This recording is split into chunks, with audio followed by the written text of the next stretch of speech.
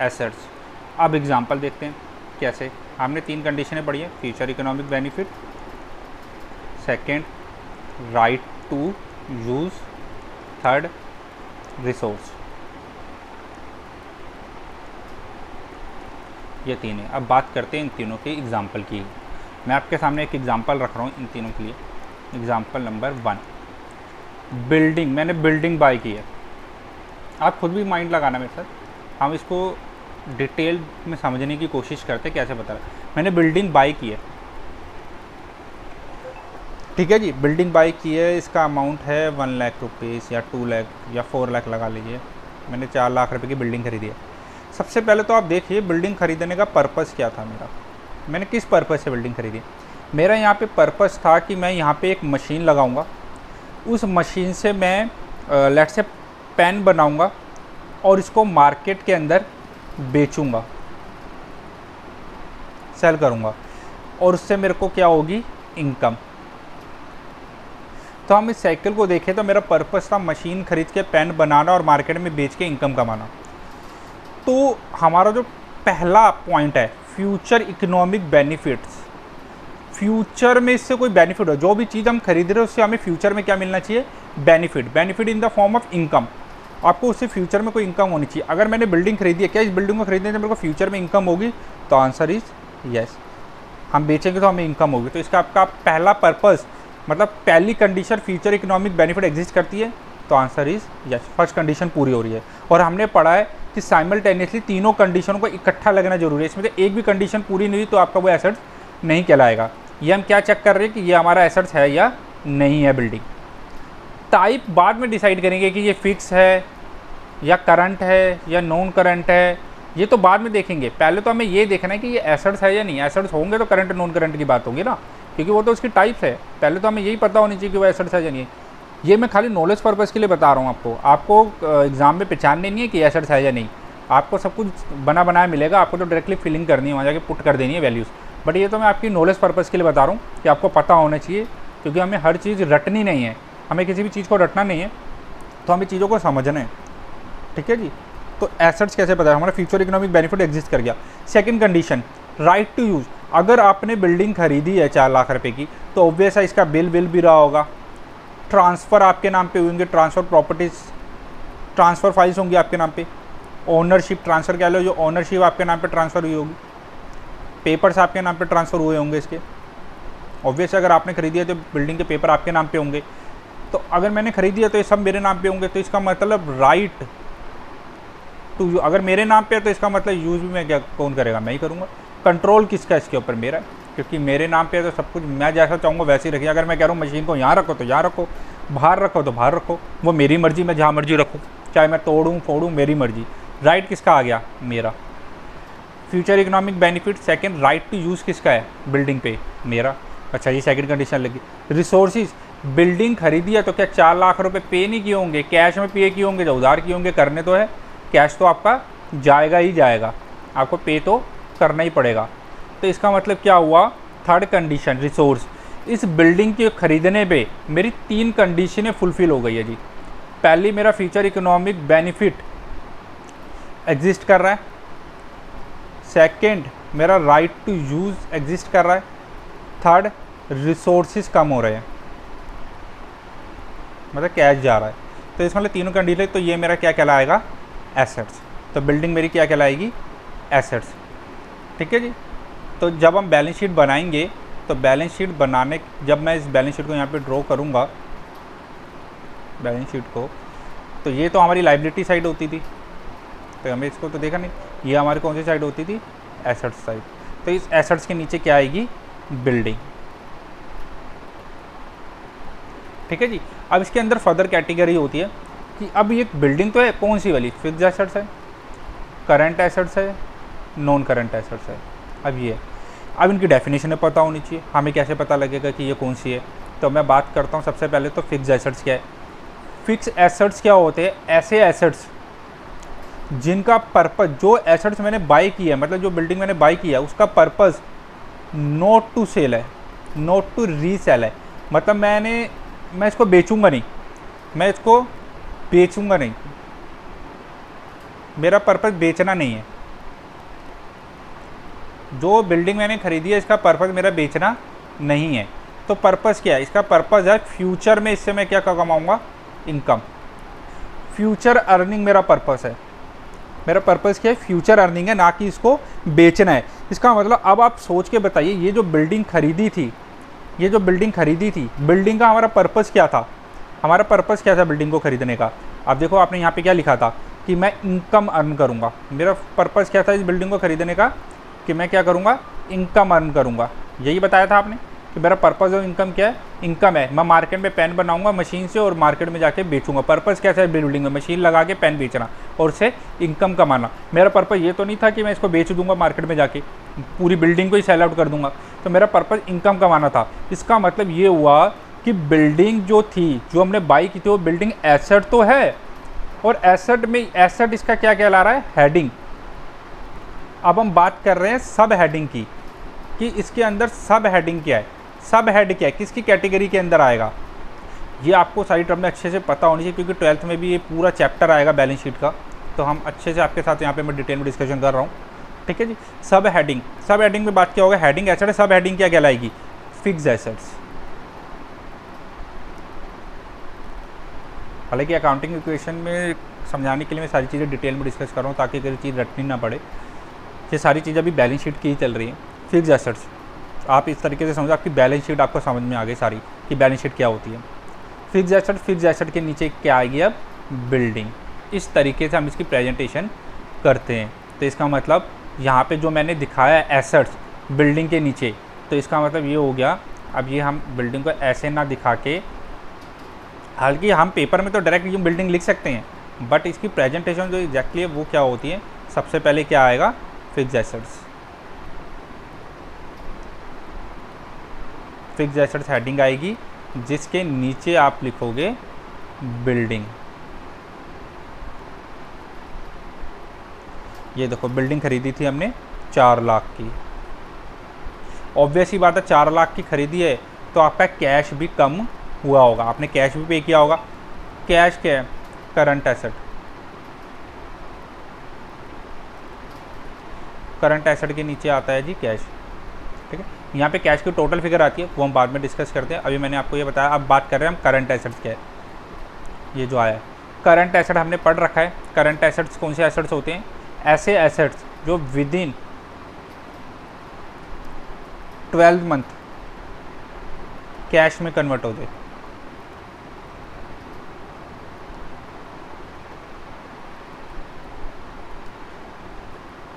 या रियलाइज्ड हो जाए। रियलाइज मतलब हमें मिल जाए, कैश मिल जाए।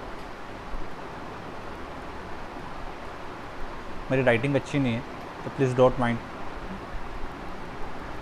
करंट एसेट्स हम बात करते हैं, ये जो मैंने कैश रखा है, कैश तो 100% अवेलेबल है, जब मर्जी जाओ गुल्लक से पैसे निकालो खर्च कराओ। ये तो 100% ही अवेलेबल है, जब मर्जी जाके खर्च कराओ। तो ये तो हमेशा ही क्या रहेगा, करंट एसेट्स। ये तो हमेशा ही क्या रहेगा, करंट एसेट्स, क्योंकि ये तो हमारे पास 100% अवेलेबल है। जब मर्जी आपकी जेब में 10 रुपये पड़े तो वो तो आप जब मर्जी खर्च कर सकते हो ना, तो वो हमेशा क्या रहेगा, करंट एसेट्स। अगर बात करें चेक, मेरे पास चेक दिया, किसी ने मेरे को चेक दिया है 10,000 रुपये का। अब ये चेक की जो वैलिडिटी होती है, ये कब तक वैलिडिटी रहेगा। चेक क्या है, वो तो कागज़ का टुकड़ा है। मैं बैंक के पास जाऊँगा, बैंक को कहूँगा ये पकड़ो चेक और मेरे को इसके बदले में क्या दे दो, कैश। चेक की वैलिडिटी होती है 3 मंथ। ये आपको पता होनी चाहिए, हम एक चैप्टर पढ़ेंगे नेगोशिएबल बिल ऑफ एक्सचेंज, वहाँ पे आपको काम आएगा। चेक की वैलिडिटी क्या है, 3 मंथ। 3 महीने के बाद अगर आप बैंक में जाओगे चेक को लेकर, तो बैंक क्या कहेगा, नॉट वैलिड, दोबारा से चेक बनवा के लाओ। तो ये आपका ख़राब हो जाएगा और आपको दोबारा से बनवाना पड़ेगा। इसका मतलब चेक की तो वैलिडिटी ही 3 मंथ है। तो इसका मतलब जो भी चेक आपको मिलेगा वो तो आपको विद इन 3 मंथ के अंदर अंदर कैश करवाना ही पड़ेगा। किसी भी हालत में आपको कैश में कन्वर्ट करवाना ही पड़ेगा। इसका मतलब चेक को हम ऑल्टा भी सिंप्लिसिटी के लिए मैं आपको बता रहा हूँ, इसको बीपी भी बोलते हैं, या बिल रिसीवेबल भी बोलते हैं, इसको बीआर भी बोला जाता है, ठीक है जी। अभी हम डिटेल में बिल ऑफ एक्सचेंज में पढ़ेंगे बीआर बीपी क्या होता है। अभी के लिए मैंने सिंप्लिसिटी के लिए आपको बताया कि इसको बीआर भी बोलते हैं। तो बीआर भी मेरा क्या कहलाएगा, एसेट्स। कौन से वाला, करंट एसेट्स, क्योंकि विद इन 12 मंथ कन्वर्ट हो जाएगा। और भी डेटर्स कौन होते हैं, जिनसे हमने पैसे लेने हैं, क्यों लेने हैं, हमने इसको कुछ माल बेचा होगा हमने माल बेचा, इसके हमने पैसे लेने हैं, क्योंकि हमने उसको उधार माल बेचा था, किसी को हमने उधार माल बेचा था, उधार सेल किया था, उधार सेल किया था, उधार बेचा होगा तभी तो हमने पैसे लेने हैं। तो अब पैसे में क्या हो, आपने जो उधार बेचा आपने कहा था 30 दिन के बाद पैसे दे देना, ये थोड़ा ना कहूँगा आज माल ले जाओ 1 साल के बाद पैसे देना। क्या होगा, 1 महीने बाद दे देना, 2 महीने बाद दे देना, तो आपको पैसे 30 दिन के अंदर मिल जाएंगे। इसका मतलब ये भी लेस देन क्या होते हैं, 12 मंथ। इट्स मीन कि जो करंट एसेट्स होते हैं, हमने क्या देखा, इसका मतलब ये हो गया जो भी करंट एसेट्स होते हैं, जितने भी आपके करंट एसेट्स होंगे वो सारे के सारे, इसका मतलब बैलेंस शीट के अंदर जो करंट एसेट्स है वहाँ पे आपके पास क्या आया, कैश, बैंक में जो आपका पैसा पड़ा जब मर्जी विड्रॉ कर लो, बिल रिसीवेबल, ठीक है जी, डेटर्स, या आप कभी भी जाके कैश में कन्वर्ट करवा सकते हो। एक और नाम लेता हूँ, स्टॉक, क्लोजिंग स्टॉक। स्टॉक क्या होता है, जो व्यापार मैं कर रहा हूँ, जिस चीज़ का मैं बिजनेस कर रहा हूँ, लेट्स से मैं बिजनेस किसका कर रहा हूँ, पेन बनाने का बिजनेस कर रहा हूँ। तो मैं जो पेन बना रहा हूँ, मैंने लेट्स से 2 या यूँ कर लो, मैंने स्टॉक हालांकि आपने पढ़ रखा है, मैंने 1 जनवरी को, यूँ नहीं लिखते, इस पर से लिखते हैं,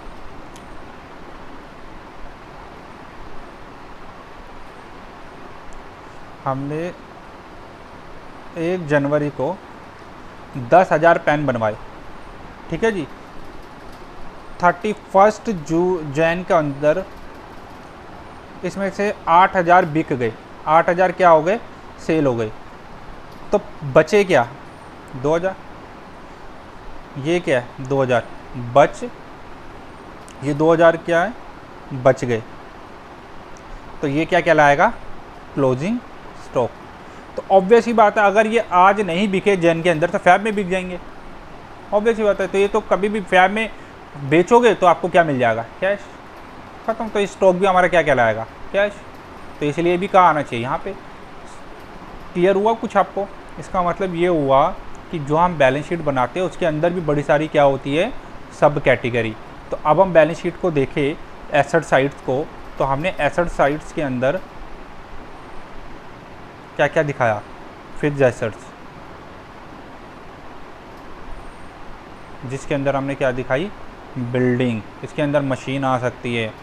करंट एसेट्स दिखाया आपने, करंट एसेट में अभी हमने कितनी सारी कैटेगराइज पढ़ी। करंट एसेट्स में क्या क्या आ सकता है, आपके डेटर्स आ सकते हैं, आपके कैश आ सकता है, आपका स्टॉक आ सकता है क्लोजिंग वाला, आपका बिल रिसीवेबल आ सकता है, आपका बैंक आ सकता है। ये सारे के सारे क्या आएंगे, डेटर्स के अंदर आएंगे। तो इसका मतलब करंट एसेट्स क्या है, करंट एसेट्स मीन्स जो विद इन 12 मंथ कैश में कन्वर्ट हो जाए या रियलाइज हो जाए वो क्या कहलाता है, करंट एसेट्स। इसका मतलब जो विद इन 12 मंथ कैश में कन्वर्ट ना हो पाए तो वो क्या कहलाता है, नॉन करंट एसेट। इसका मतलब ये क्या होता है, लॉन्ग टर्म पर्पज़ के लिए होते हैं, मोर देन 12 मंथ। वो कौन से होंगे, आपने किसी को लोन दे रखा है, लोन दे रखा है कि मैंने उसको कहा है कि 10 साल बाद चुकाता रही आराम से, 10 ईयर के लिए लोन दे रखा है, तो ये क्या कहलाएगा आपका, नॉन करंट एसेट्स। कि आपने क्या दे रखा है, लॉन्ग टर्म लोन, आपने किसी को लॉन्ग टर्म पर्पज़ से लोन दे रखा है, लॉन्ग टर्म लोन, ठीक है जी। तो ये हमने डिस्कशन की किस चीज़ का, ये हमने पढ़ा पूरी एसेट साइड्स, ये हमने क्या पढ़ी है, पूरी एसेट साइड। इसका मतलब एसेट्स में क्या होता है, एक तो होती है फिक्स्ड एसेट्स, एक होता है जी करंट एसेट, एक होता है नॉन करंट। ये इनकी क्या कहलाती है, मेन हेडिंग्स। ये क्या है, इसकी हेडिंग्स। तो इसके अंदर ये क्या आ रहे हैं, अगर ये हेडिंग्स है तो ये क्या चीज़ है, सब हेडिंग, ये क्या कहलाएंगी, सब हेडिंग, ठीक है जी। तो बात करते हैं अगली लायबिलिटी साइड में। लायबिलिटी साइड के अंदर हमने क्या चीज़ पढ़ लिया था, कैपिटल। कैपिटल के अंदर भी हमने क्या पढ़ा था, ओपनिंग कैपिटल हो सकती है राम ने जो दी थी, प्लस किया था हमने कोई प्रॉफिट हो सकता है या कोई लॉस हो सकता है, प्लस या माइनस, और हमने प्लस किया था अगर कोई फर्दर कैपिटल लेके आएगा तो वो भी ऐड होगी, जो बच जाएगा वो हमारी क्या कहलाएगी, क्लोजिंग कैपिटल। ये हमारी क्या कहलाएगी, क्लोजिंग कैपिटल। अब हमने इसके अंदर क्या पढ़ना है, current liability and non current liability. Current assets में हमने पढ़ा था जो विद इन 12 मंथ कैश में कन्वर्ट हो जाए, तो सिमिलर करंट लायबिलिटी है। करंट लायबिलिटी भी क्या होती है, जो विद इन 12 मंथ पे हो जाए, विद इन 12 मंथ पे हो जाए, जो पे करनी है 12 मंथ के अंदर अंदर। कौन सी होगी? आपने उधार माल खरीदा है, आपने पेन उधार खरीदे हैं किसी से, मैंने पेन खरीदे उधार, तो ऑब्वियस है वो क्या कह रहा है, ठीक है उधार ले जाओ, 30 डेज़ के बाद पैसे दे देना। तो मेरे को तो पता लग गया ना मुझे 30 दिन के बाद क्या करना है, इसकी पेमेंट करनी है। तो जो अब मुझे पता है मुझे पेमेंट करनी, तो मैं क्या कहलाऊँगा? क्रेडिटर्स। क्रेडिटर्स कौन होते हैं? जब हमने किसी को पैसे देने होते हैं। क्रेडिटर मतलब पैसे देने हैं। जब लेने होते हैं तो डेटर बन जाते हैं, देने होते हैं तो क्रेडिटर बन जाते हैं। तो ये विद इन 12 मंथ है तो क्रेडिटर हो गए। जिस हिसाब से चेक आपने लेना था BR, इस तरीके से एक BP भी होता है, बिल्स पेबल। अगर आपको चेक लेना है तो सामने वाले ने चेक देना भी तो है, तो वो क्या कहलाती है, क्योंकि चेक ऑब्वियस 3 महीने के लिए वैलिड है, ऐसे BR BP भी 3 मंथ के लिए वैलिड है। हालांकि ये एक अलग से इंस्ट्रूमेंट होता है जो हम अलग से पढ़ेंगे बिल ऑफ एक्सचेंज में। तो अभी के लिए आप समझ लो ये एक तरीके का चेक ही है जो आपको विद इन 3 मंथ पे करने हैं। तो ये भी लेस देन 12 मंथ है आपको पे करने, ये भी लेस देन 12 मंथ पे करने, है ना। आपने ये तो होगी, मैंने एग्जांपल के तौर पे आपके सामने, ये सारे आपके क्या कहलाएंगे? Current liability. ये सब क्या आपकी करंट लाइबिलिटी। अगर बात करूं मैं नॉन करंट लाइबिलिटी की, आपने लॉन्ग टर्म लोन ले रखा है, वहाँ पे पढ़ा था हमने दे रखा है, यहाँ पे हमने लॉन्ग टर्म लोन पेबल है क्योंकि हमें पे करना है, 10 साल तक पे करते रहेंगे, तो ये हमारी क्या है? Non current liability. ठीक है जी, आई होप आपको बैलेंस शीट समझ में आ गई होगी। अब हमने बैलेंस शीट का क्रक्स पढ़े। हमारे चैप्टर का नाम वैसे अकाउंटिंग इक्वेशन है, लेकिन इसको समझने से पहले हमें बैलेंस शीट का समझना बहुत ज़रूरी था। तो हमने अब बैलेंस शीट समझ ली। हमने बैलेंस शीट में क्या समझा मोटा मोटा, कि बैलेंस शीट के अंदर 2 चीज़ें आती हैं, एक तो होती है लाइबिलिटी, एक होता है एसेट्स। हमने इतना ही पढ़ा है। अब मैं आपको यहाँ पे एक चीज़ दिखाना चाहता हूँ। हमने ये पढ़ ली बैलेंस शीट जो है इंफॉर्मेशन देती है किस चीज़ की? लाइबिलिटी एंड एसेट्स की। ठीक है जी। अब लाइबिलिटी के अंदर बात करें तो हमारा ये क्या आता है? कैपिटल, और इसके अंदर हमने पढ़ा है क्या आता है? Current assets. इसके अंदर और क्या आता है? Non current assets. यहाँ पे बात करें तो यहाँ पे हमारा आता है fix assets, current liability, non current liability. अब आपको इतना समझ में आ गया। हमने बैलेंस शीट में अभी तक यही पढ़ा है। ठीक है जी। और ये हमारी दोनों क्या होते हैं? मैच। इन दोनों का मैच होना क्या है? जरूरी। टैली। ये कौन बताता हमें? Matching concept. ये मैचिंग कॉन्सेप्ट बताता है कि दोनों क्या करेगा? टैली। ठीक है जी। लेट्स से अब अकाउंटिंग इक्वेशन क्या है? अकाउंटिंग इक्वेशन यही है, वो आपको एक इक्वेशन बताता है। वो इक्वेशन इस चीज़ की बताता है कि आपकी ये जो लाइबिलिटीज़ है ये हमेशा एसेट्स के बराबर आएगी, वो आपको ये बताता है। इसका मतलब बैलेंस शीट की जो लाइबिलिटी और एसेट साइड होती है वो हमेशा इक्वल होंगी।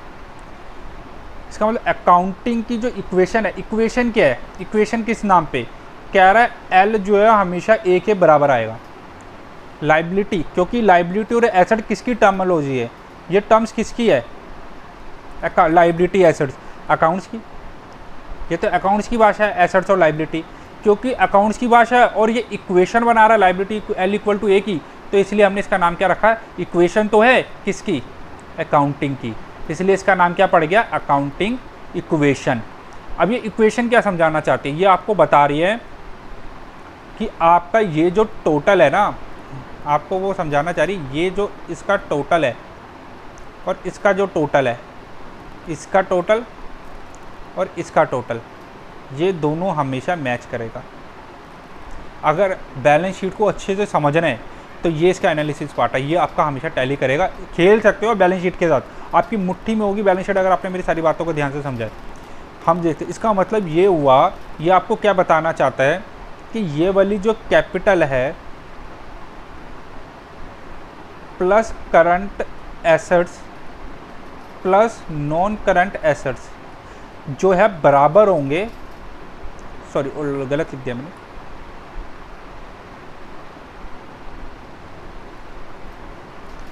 इसको करने से पहले ना एक बार मैं यहाँ पे दोबारा से बैलेंस शीट बनाना चाहता हूँ क्योंकि मुझे कुछ बताना है। कैपिटल,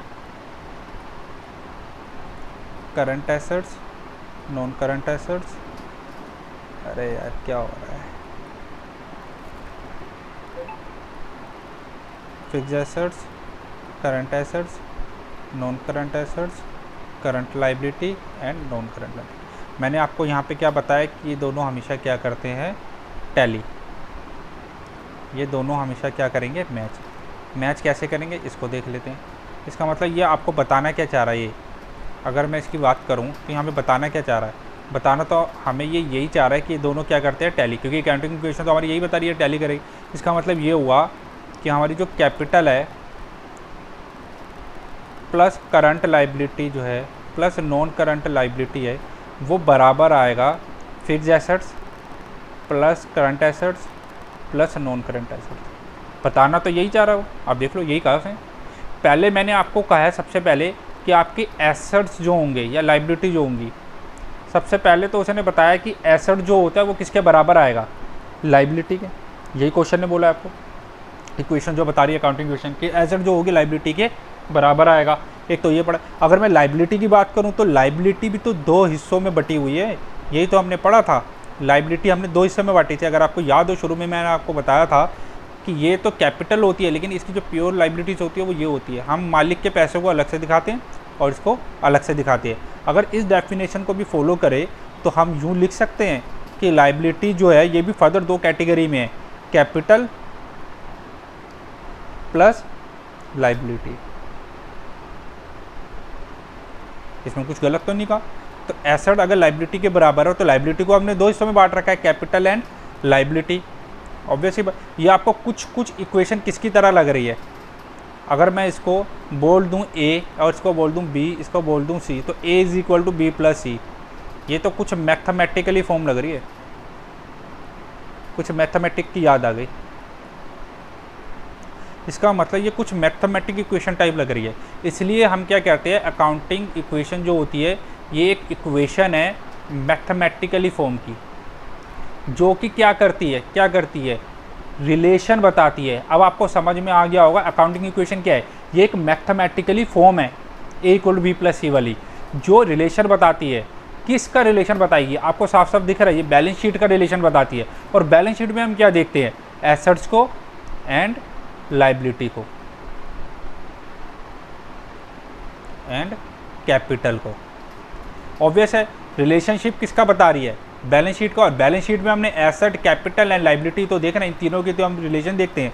इसका मतलब अगर हम अकाउंटिंग इक्वेशन की डेफिनेशन की बात करें तो accounting equation is a relationship, it is an relationship which showing the relation between the asset, liability and capital in a mathematical form. Simple सी डेफिनेशन है। तो हमने कोई रटा छोड़ ना, हमने तो लॉजिकली समझा, अच्छा इसका मतलब ये है अकाउंटिंग इक्वेशन बैलेंस शीट की फॉर्म बताती है और बैलेंस शीट हमें ऐसे लाइबिलिटी की इंफॉर्मेशन देती है। चलो बैक टू ये, हमने देखा वो मैथमेटिकली फॉर्म है। अब हम बात करते हैं इसकी। हमने देखा कि ये capital plus current liability plus non current liability बराबर है fixed asset, current asset and non current assets. ठीक है जी। तो इन शॉर्ट ये क्या कोई दोनों अलग चीज़ें हैं, ये दोनों क्या अलग है, ये दोनों एक ही तो चीज़ है। अगर मैं बात करूँ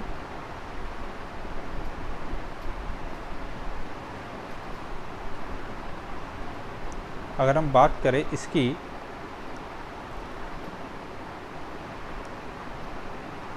ये क्या थी, लाइबिलिटी इज इक्वल टू ये क्या है, एसेट्स। तो घूम फिर के इक्वेशन तो वही आएगी, लाइबिलिटी इक्वल टू एसेट्स। तो ये तो मैंने बाइफिकेट किया इसको, लाइबिलिटी को हमने तोड़ा ही तो है, हमने सिर्फ इसको बाइफिकेट ही तो किया, capital, current liability, non current liability, fixed assets, current asset, हमने उसको तोड़ा है और कुछ भी नहीं किया। इसका मतलब हम लाइबिलिटी इक्वल टू एसेट को ब्रेक कर सकते हैं कैपिटल, करंट लाइबिलिटी और नॉन करंट लाइबिलिटी के अंदर। इसका मतलब हमने इसको ब्रेक किया कैपिटल के अंदर, करंट लाइबिलिटी के अंदर, नॉन करंट लाइबिलिटी के अंदर, जो कि हमने बराबर कहे फिक्स्ड एसेट्स के अंदर, करंट एसेट्स के अंदर एंड नॉन करंट एसेट्स के अंदर। यही किया हमने, नॉन करंट एसेट। अच्छा ये तो हमने देख लिया, हमने इसको बोल दिया था लाइबिलिटी जो आपने यहाँ पे दिखाई है, इसको हमने बोल दिया था एसेट्स जो हमने यहाँ पे दिखाई है। तो ये हमने बोला था liability is equal to assets.